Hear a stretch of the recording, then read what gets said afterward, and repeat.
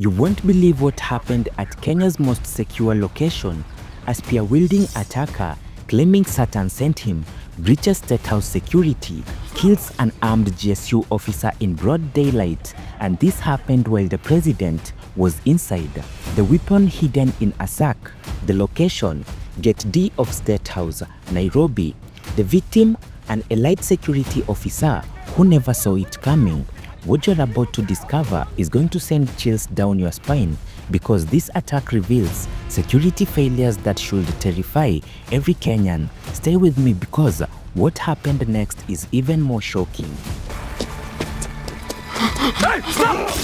Monday morning of October 13th, 2025, 11 a.m., the heart of Nairobi, State House, the official residence and workplace of the Kenya's president. Gate D, the public entrance, usually bustling with visitors attending state events. 3 General Service Unit officers stand guard, performing their routine security checks on vehicles entering the compound. President William Ruto is inside the heavily fortified complex, conducting official businesses. Everything seems normal, everything seems secure, everything seems under control. But in the shadow, just meters away, a 56-year-old man named Kinyuka Kinyumi lurks behind a flower bed, clutching a sack, and inside the sack, a weapon that will shatter Kenya's sense of security in the most brutal way imaginable. What happens in the next 60 seconds is going to leave one officer dead, State House on lockdown, and the entire nation asking one terrifying question: if this can happen at State House, where are we truly safe?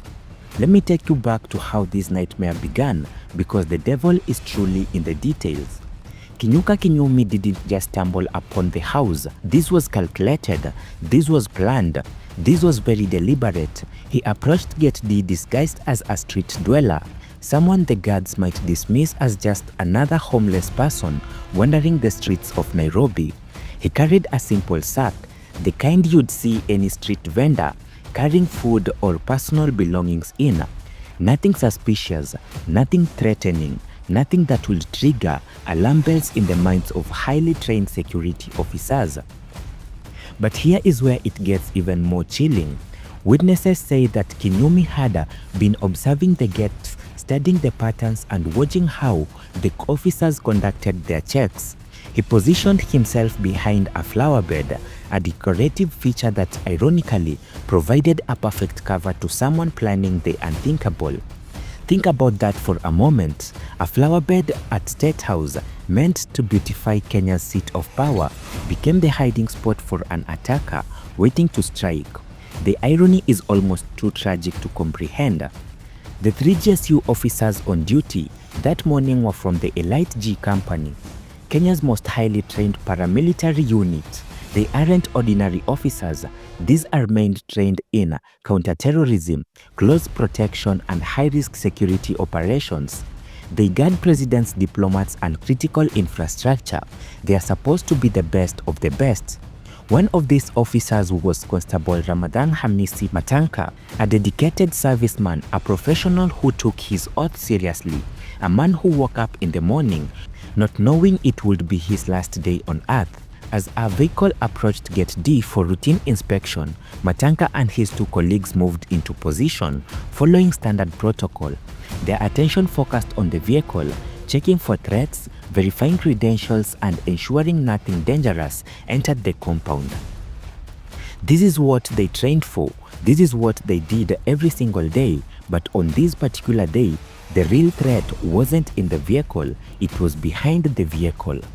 Now, before I reveal what happened next, let me paint you a picture of just how unprecedented the situation was. The State House, Nairobi, isn't just any building, it's a fortress, multiple layers of security with armed guards at every entrance, surveillance cameras covering every angle, metal detectors, vehicle barriers, and security protocols developed over decades. This is where Kenya's head of state works and resides, and this is supposed to be impenetrable. In the entire history of independent Kenya, no one has successfully breached State House security and killed an officer on duty at the gate. There have been attempts, security scares and absolutely, but a successful lethal attack right at the entrance with the president inside, never until October 13th of 2025. From behind the flower bed, Kinyumi made his move.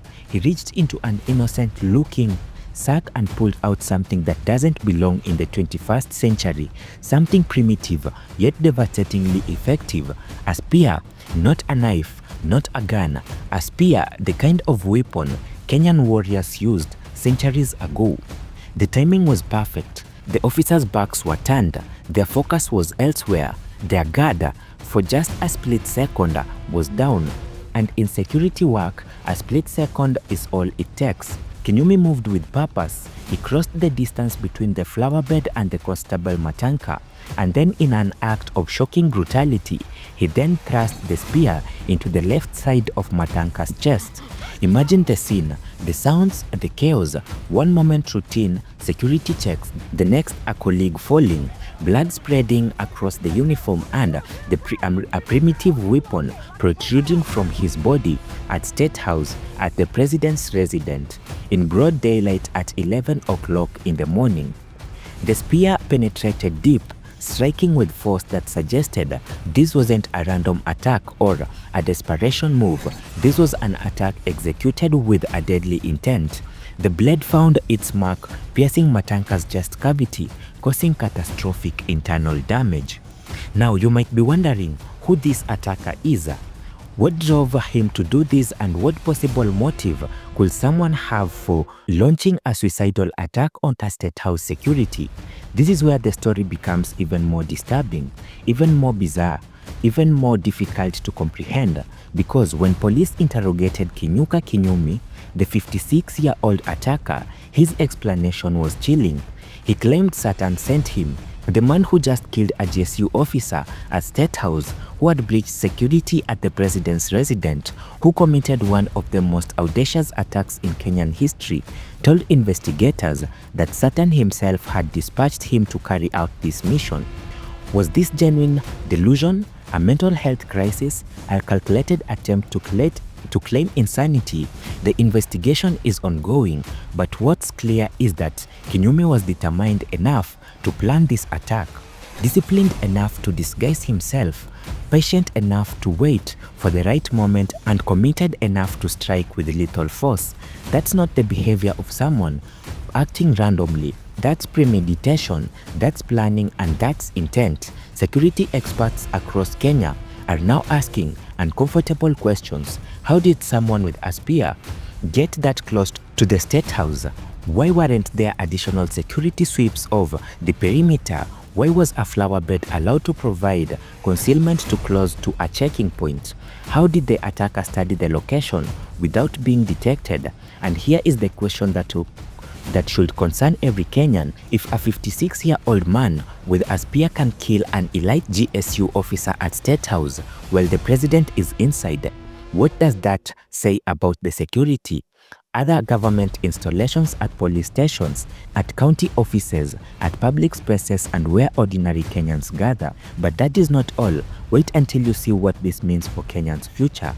The Independent Policing Oversight Authority immediately released a statement condemning the rising violence against police officers in Kenya. This wasn't an isolated incident in the eyes. This was part of a disturbing trend. Officers are being attacked more frequently, more brazenly, and in increasingly shocking circumstances. State House was immediately placed on lockdown. No one entered, no one left. Security protocols were elevated to the highest level. Additional armed units were deployed. Surveillance was intensified. Every inch of the compound was swept for additional threats. The president, Ruto, safely inside the complex, was briefed on the situation, with the very officers tasked with protecting him had just lost one of their own. The psychological impact on the security team must have been immense. How do you continue your duties knowing a colleague just died meters away? How do you maintain focus when the unthinkable just happened? The death of Constable Ramadan Khamisi Matanka isn't just a statistic. It's not just another headline that fades away after a new cycle. This is a wake-up call. This is a moment of reckoning. This is an opportunity of fundamentality. Rethink how we approach security, mental health, and public safety. State House security will undoubtedly be reviewed and enhanced. Protocols will be updated. Training will be intensified. Vulnerabilities will be addressed. But what about the next police station, the next government office, the next public space where officers stand guard? The GSU and police officers across Kenya deserve better. They deserve adequate resources. They deserve comprehensive training. They deserve backup systems that minimize vulnerabilities. They deserve a society that values their sacrifice and doesn't wait for tragedies before demanding improvements. And Kenya deserves transparency. We deserve to know exactly what went wrong on October 13th. We deserve detailed reports on security failures.